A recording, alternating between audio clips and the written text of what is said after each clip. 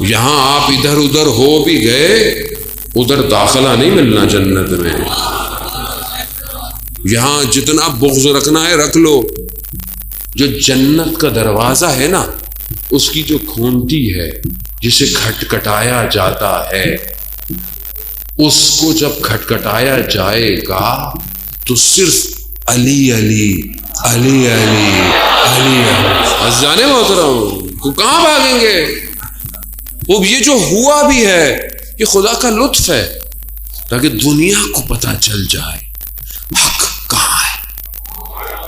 حق کہاں ہے؟ حق کب تک چھپائیں گے آپ؟ کب تک چھپاتے رہیں گے؟ وہ حق کے بدلے سولی چڑھا دیا، لوگوں نے میرا مرتبہ کتنا بڑھا دیا.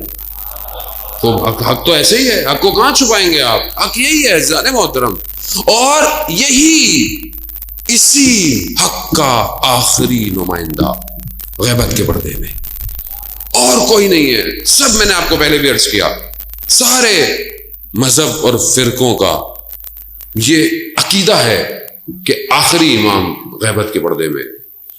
کچھ کے یہاں پیدا ہوگا، کچھ کے یہاں ہو چکا ہے ایک ہی.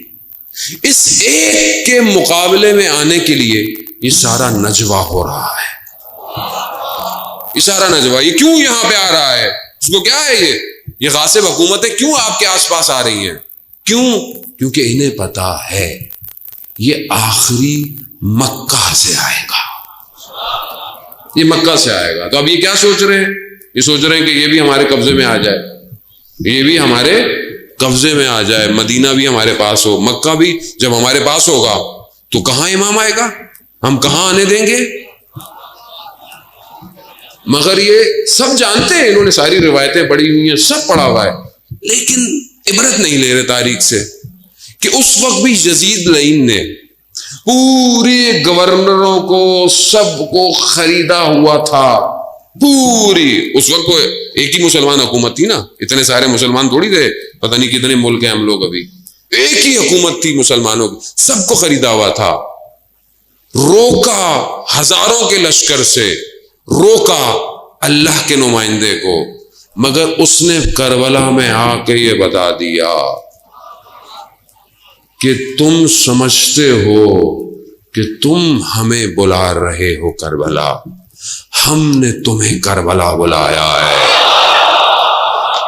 ہم نے یہ سوچ رہے ہیں کہ ہم قبضے میں لیں گے، وہ خود بلا رہا ہے، آؤ آؤ، میرے ظہور کا وقت تم خود قریب کر رہے ہو، آؤ جتنے جمع ہو سکتے ہو آؤ آؤ.